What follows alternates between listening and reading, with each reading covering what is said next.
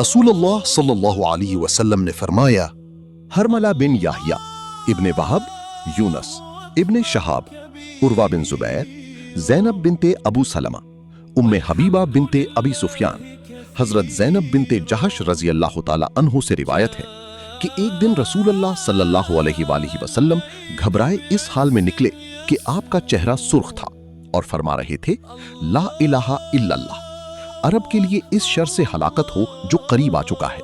آج یاجوج ماجوج کی آڑ اتنی کھل چکی ہے۔ اور آپ صلی اللہ علیہ وآلہ وسلم نے اپنے انگوٹھے اور اس کے ساتھ ملی ہوئی انگلی کا حلقہ بنا کر بتایا۔ فرماتی ہیں، میں نے عرض کیا، اے اللہ کے رسول، ہم اپنے اندر موجود نیک لوگوں کے باوجود بھی ہلاک ہو جائیں گے؟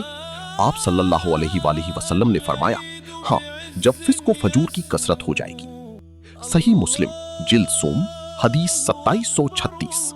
اللہ ہم سب کو نیک عمل اپنانے اور اس پر استقامت کی توفیق دے، آمین۔